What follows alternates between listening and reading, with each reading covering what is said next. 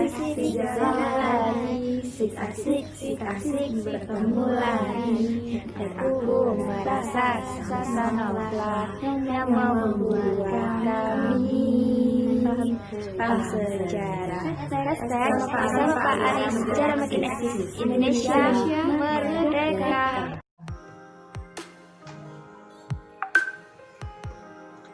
Assalamualaikum warahmatullahi wabarakatuh. Waalaikumsalam warahmatullahi wabarakatuh. Kami salah satu kelompok dari kelas 12 IPS 1 ingin berdiskusi mengenai salah satu materi sejarah yang sebelumnya sudah di-share oleh Pak Aris.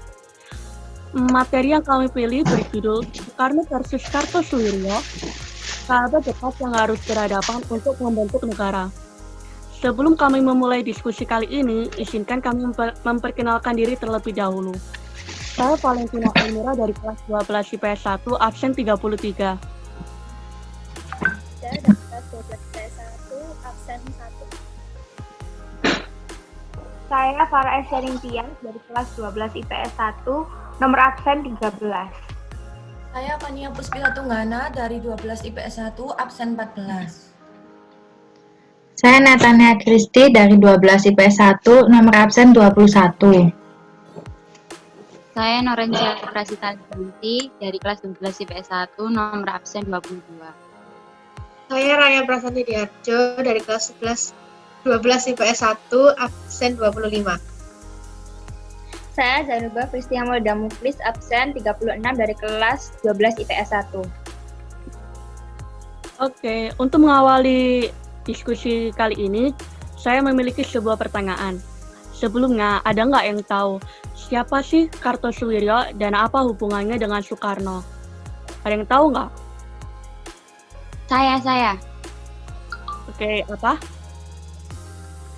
Sebagai negara yang besar, tentunya Indonesia seringkali mendapatkan perlawanan dan pemberontakan dari luar dan juga dari dalam. Tak terkecuali juga Kartosuwiryo. Rekam jejak Kartosuwiryo tidak pernah hilang dari sejarah Indonesia. Kartosuwiryo merupakan tokoh yang semasa hidupnya itu membawa bendera Islam untuk menyiapkan negara yang berasaskan syariat Islam bagi wilayah Indonesia. Sebenarnya Kartosuwiryo dan Insinyur Soekarno merupakan saudara di perguruan di rumah Haji Umar Said Cokroaminoto. Namun karena perbedaan pandangan dan pemikiran, akhirnya mereka kembali dipertemukan di sebuah pertentangan dan juga perlawanan di masa kedepannya.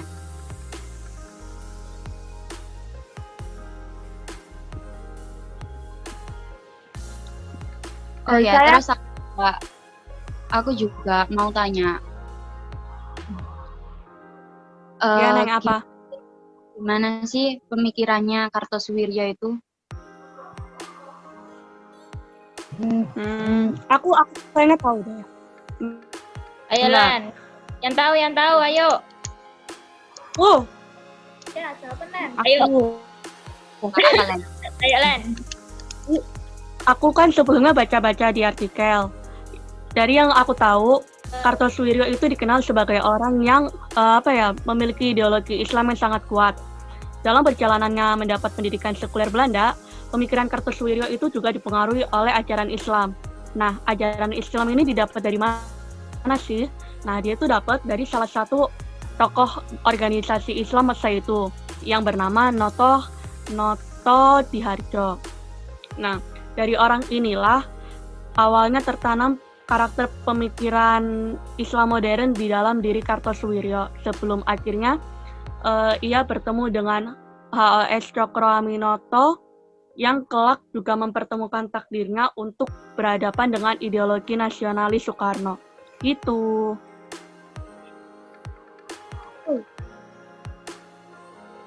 Oke. Jadi sekarang saya yang mau ganti tanya ya. Bagaimana sih pemikiran Insinyur Soekarno? Ayo, siapa yang tahu? Aku. Ya, Rek, satu ngerti, Rek. Aku. Ya, Aku tahu. Jadi pemikiran Soekarno itu dilandasi dengan ideologi nasionalisme. Nah, ideologi nasionalisme tersebut itu merupakan keinginan beliau untuk mempersatukan bangsa Indonesia. Karena ia tidak setuju dengan pemikiran Kartosuwiryo yang ingin menjadikan Indonesia menjadi negara Islam. Kerangka itu akan membuat Indonesia menjadi negara yang tidak menentu dan tidak beraturan. Insinyur Soekarno juga memiliki gagasan, yaitu untuk membangun negara dengan sistem pemerintahan atas berdasarkan permusyawaratan atau perwakilan. Tuh. Nah, aku juga mau tanya, siapa yang tahu latar belakang munculnya pergerakan Kartosuwiryo yang Islamis dan Soekarno yang nasionalis? Siapa yang tahu?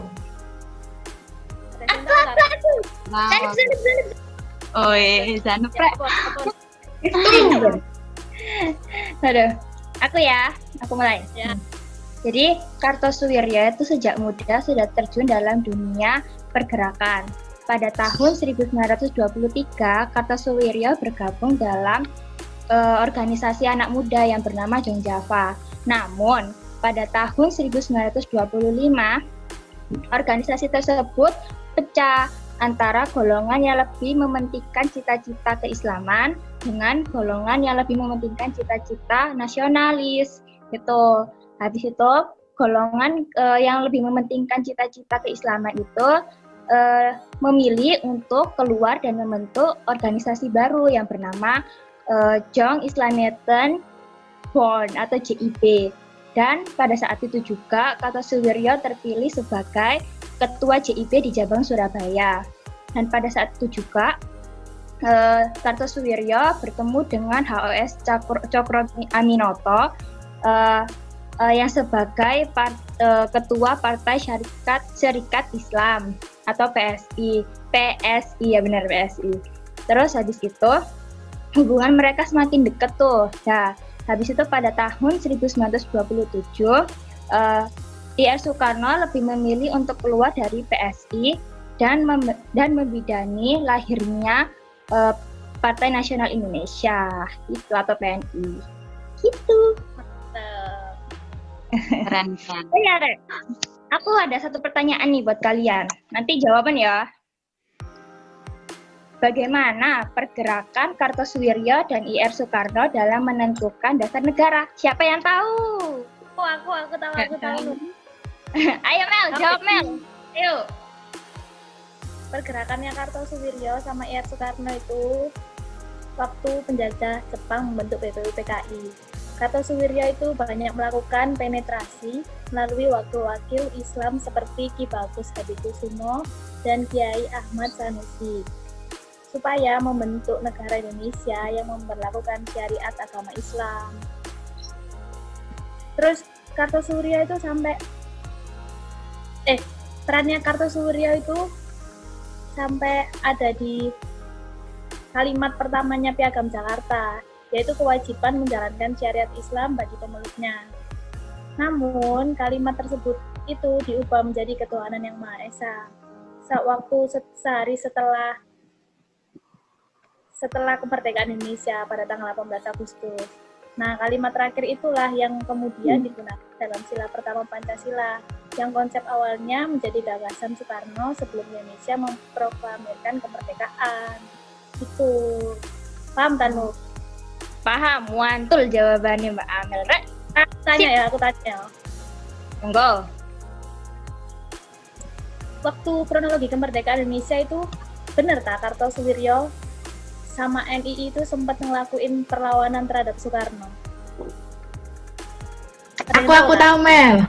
Mantep. Siapa nih? Oi, Bos Re. Ayo, Bos. Lanjutkan. Jadi benar kalau Kartosuwiryo itu dan NII itu pernah melakukan pemberontakan ke Soekarno. Jadi menjelang kemerdekaan Indonesia, saat Soekarno dan kawan-kawannya itu mempersiapkan persiapan proklamasi, Kartosuwiryo itu juga menebar ide guna mendeklarasikan kemerdekaan negara syariat Islam. Nah, bahkan tanggal 13 sampai 14 Agustus itu ia sudah menyiapkan naskah proklamasi yang disebarkan kepada para elite pergerakan.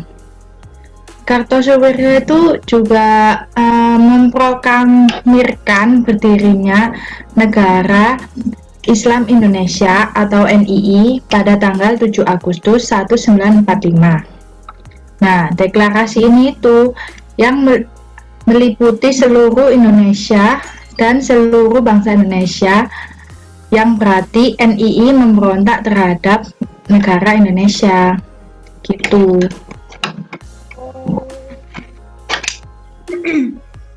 Oh, Nah. sip. Jawabannya sip.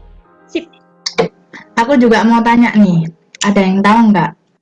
Kalau gimana riwayat akhir pemberontakan Kartosuwiryo dan NII? Tahu nggak kayaknya? Ayo pada. Jadi setelah tahun melawan pemerintahan, 1974 pada tahun 1962 ya. Tokoh utamanya sekaligus Imam NII adalah Kartosuwiryo sendiri. Kemudian dia ditangkap dan mendapat hukuman mati di pemerintah pada tanggal 5 September 1962 di Kepulauan Seribu. Terus Insinyur Soekarno juga menahan isak tangis memberi hukuman mati kepada sahabatnya sendiri saat di rumah Hos Cokro Aminoto. Gitu, Nek. Betul. Jawabannya. Ada yang mau nanya? Ada siapa yang mau nanya lagi? Kalau misalnya nggak ada, kan tadi kan kita masing-masing udah ngasih jawaban dari pertanyaan-pertanyaan, ya kan? Ada nggak yang tahu kesimpulan dari semua jawaban kita? Ada yang bisa nyimpulin nggak? Aku mau. Ayo. Erai. Kalau menurutku dari hasil diskusi kita tadi itu, kita itu bisa tahu kalau Soekarno sama Kartosuwiryo itu punya dua pandangan yang berbeda. Kalau Soekarno itu kan menganut ideologi nasionalis yang dimana dia itu mementingkan kedaulatan dan juga persatuan Indonesia. Sedangkan kalau Kartosuwiryo itu kan menganut ideologi Islamis yang dia itu pemikirannya itu kayak terpengaruh gitu sama ajaran Islam. Nah, dari sini kita itu bisa menyimpulkan bahwa dari keduanya ini punya pertentangan mengenai paham ideologi, dan dari pertentangan ini itu menimbulkan perpecahan di antara keduanya. Gitu. Gitu. Ada lagi yang mau nambahin? Paham. Mantep, Siapa paham yang mau kan? nambahin, Rek? Ya wes kayak wes jos iki. Yuk. Mungkin udah kali ya. Ada yang mau nambahin lagi nggak? Enggak udah. Nggak ada yang mau nambahin.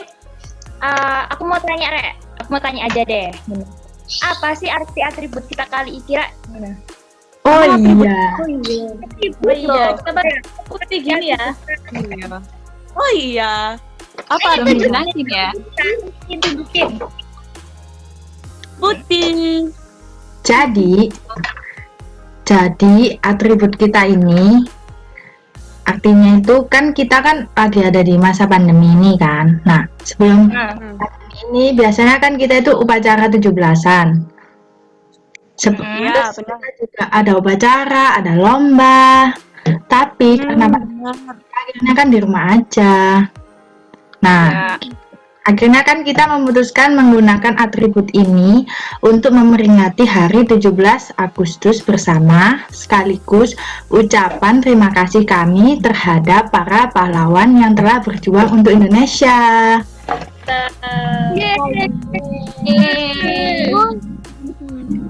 Oke, ada lagi nggak yang mau nambahin? Selamat Hari Lagi nggak, Rek? Pahlawan. Iya, ngawur, selamat dan kemerdekaan. Hari kemerdekaan. Hari kemerdekaan.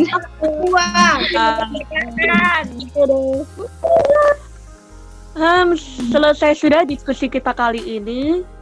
Mohon maaf apabila ada kesalahan, baik disengaja maupun tidak sengaja. Terima kasih atas perhatiannya. Saya ucapkan terima kasih. Wassalamualaikum warahmatullahi wabarakatuh. Waalaikumsalam. Waalaikumsalam. Waalaikumsalam warahmatullahi Warahmatullahi wabarakatuh.